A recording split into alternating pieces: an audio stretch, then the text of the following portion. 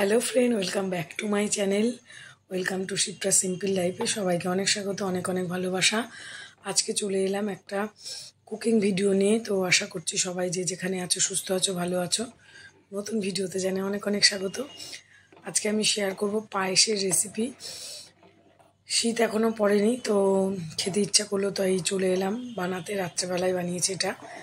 তো আজকে একটু অন্যরকমভাবে তৈরি করব, তো সেটাই তোমাদের মাঝে একটু শেয়ার করব। তো চলো তাহলে সঙ্গে থেকে দেখতে থাকো। আর 1 কেজি দুধ আর 100 গ্রাম মতন চাল দিয়ে বানাচ্ছি। তো চলো।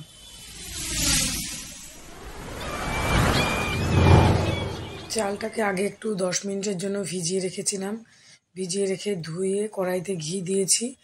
ঘি দিয়ে চালটাকে একটু ভেজে নিচ্ছি। বেশ ধিমি আছে, বেশ খানিকক্ষণ ধরে, যেমন আমরা পোলাও করি ওই রকমভাবে একটু ভেজে নেব ভালো করে। বেশ ভালো হয়েছিল খেতে, এইভাবে ফার্স্ট টাইম করলাম, তো সেই জন্য ভাবলাম তোমাদের মাঝে একটু শেয়ার করি। এইরকম আগে কখনো করিনি, তবে পায়েস করলে আমি ঘি দিয়ে থাকি। তো এবারে আমি চালটাকে একটু ভেজে করছি। এদিকে দুধ ফুটতে দিয়েছি, দুধ ফুটছে। একদিকে দুধ ফুটছে আর একদিকে আমি চালটা ভাজছি। আর একটু নুন দিয়ে দিলাম। নুনটা দিলে মিষ্টির ভাবটা বেশ ভালো লাগে আর কি, ভালো হয়। নুনটা দিয়েই থাকি আমি সবসময়ের জন্য। কোনো মিষ্টি জিনিস করলে আমি নুন দিয়ে থাকি সামান্য পরিমাণ। তো ভালো করে ভেজে নিচ্ছি। গ্যাসেরটা লো ফ্লেমে প্রায় 5-10 মিনিট তো ভাজতেই হবে ধীরে ধীরে। যেমন চাল সেই অনুযায়ী ঘি দেবে পরিমাণ মতন। 100 গ্রাম চালের জন্য যতটা লাগে সেই অনুযায়ী আমি দিয়েছি। আর দুধটা আমার ফুটে গেছে। একদিকে দুধ 1 কেজির জন্য ফুটতে দিয়েছি, আবার আর একটা খানিকটা ফুটতে দিয়েছি, যদি লাগে আবার দেব। আর এই যে দেখো, একটু কাজু দিয়ে দিলাম, একটু কিশমিশ দিয়ে দিলাম। কাজু কিশমিশটাকেও একটু ভেজে নেব ভালো করে। এই যে একটু লাল লাল ভাব হলে এবার দিয়ে দেব আমি। ভাজা প্রায় আমার হয়ে গেছে। এবার চালটাকে আমি আস্তে আস্তে দিতে থাকবো আর এদিকে নাড়তে থাকবো।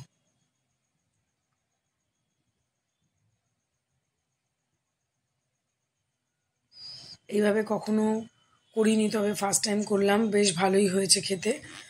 তোমরা একবার ট্রাই করে দেখবে, খুব ভালো হয় খেতে, স্বাদটা একটু অন্যরকম হয়। আর চিনি দিয়ে করেছি, এখনও তো গুড় সেইভাবে ওঠেনি। গুড় দিয়ে করলে আরও মনে হয় ভালো লাগবে। গুড়ের পায়েসটাই আমি বেশি পছন্দ করি। চিনিরটা অত ভালো লাগে না, তবে খাই, ভালো লাগে না সেরকম একটা। গুড়েরটাই বেশি পছন্দের। তো দিয়ে দিলাম পুরো। এবার দিয়ে গ্যাসেরটা লোই আছে। এবার একটু ভালো করে নাড়িয়ে চাড়িয়ে হতে দেবো। ভালো করে নেড়ে যেতে হবে, নিচে যাতে লেগে না যায় বা দলা পেকে না যায়। এবার নেড়ে নেড়ে এবার হতে দেবো।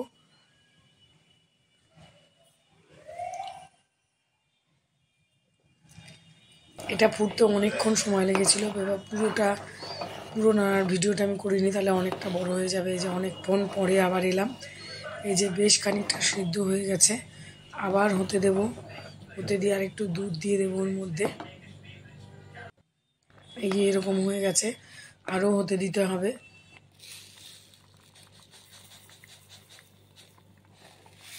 চাল পুরো সিদ্ধ হয়ে গেছে। এবার আমি চিনি দিয়ে দিলাম। মিষ্টিটা যে যেমন খাবে, খুব বেশি মিষ্টি খেলে সেই অনুযায়ী দিতে থাকবে। এবার পরিমাণটা 100 গ্রাম চাল আর 1 কেজি দুধের জন্য যতটা লাগবে সেই অনুযায়ী মাপটা যে যার স্বাদ অনুযায়ী মিষ্টি আর একটু দিয়ে দিলাম। পায়েস বেশি মিষ্টি না হলে ভালো লাগে না। এবার আরেকটু দুধের প্রয়োজন, ওই জন্য আমি আরেকটু দুধ দিয়ে দিলাম। হয়েই গেছে প্রায়। এবার আরেকটু ঘন হলে নামিয়ে দেব। তো কেমন লাগলো আমার এই পায়েসের রেসিপি?